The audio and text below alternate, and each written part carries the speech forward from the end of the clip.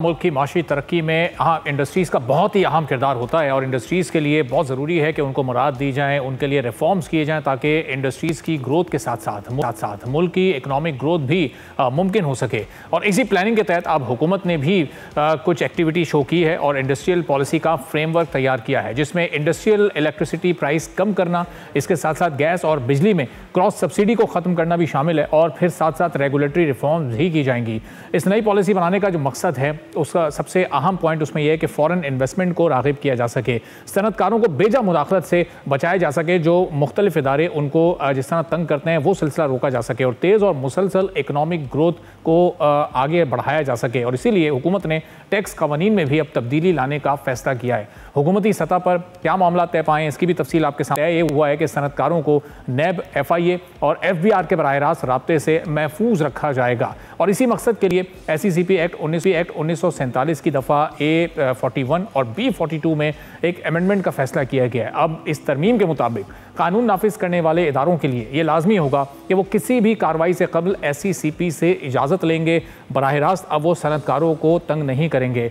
इस अमेंडमेंट के मुताबिक रेगुलेटेड इदारों, चाहे वो स्टॉक एक्सचेंजेस हों, चाहे वो सेंट्रल डिपॉजिटरीज हों या फिर क्लियरिंग हाउसेज हों, नॉन बैंकिंग फाइनेंशियल कंपनीज़ हो, इंश्योरेंस कंपनीज़ हों या फिर ब्रोकर्स हों, इन तमाम के ख़िलाफ़ इंक्वायरी, तहकीकात या कार्रवाई बग़ैर SECP के रेफरेंस के किसी वफाकी या सूबाई तहकीकाती इदारे की तरफ से अब नहीं की जा सकेगी। और इसके अलावा अगर कोई मामला पहले ही SECP के सामने हो तो किसी भी दूसरे इदारे के पास उस पर कार्रवाई का इख्तियार नहीं होगा।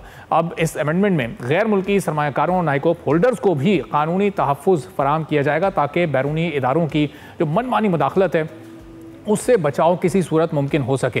अब एक तरफ ये कदम उठाया गया और दूसरी तरफ हुकूमत ने नए गैस कनेक्शंस पर जो पाबंदी आई थी उसको भी ख़त्म करने का फैसला कर लिया है। अब इससे होगा क्या, ये भी सुन लीजिए। वज़ीर तवानाई अली परवेज़ मलिक और वज़ीर पार्लिमानी उमूर तारिक फजल चौधरी के मुताबिक हुकूमत ने फैसला किया है कि आवाम को गैस के नए कनेक्शन फराहम किए जाएंगे और अब RLNG के कनेक्शन जारी होंगे।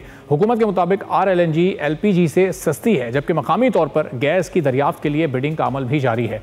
LPG एक महंगा तरीन फ्यूल है जिससे लोगों को सिलेंडर भरवाने में इस वक्त शदीद दुश्वारी उठानी पड़ती है क्योंकि कॉस्ट इसकी बहुत ज़्यादा है। हुकूमत के मुताबिक RLNG इम्पोर्टेड LPG से 30 से 35% कम कीमत पर दस्तियाब होगी और कनेक्शन की घरों को फराहमी से बार बार गैस भरवाने की जो अजियत आवाम को उठानी पड़ती है उससे भी उन्हें निजात मिल सकेगी। अभी दोनों इक़दाम ओवरऑल कितने बेहतर साबित हो सकते हैं। सब्सक्राइब करें और बेल दबाएं ताकि कोई खबर रह न जाए।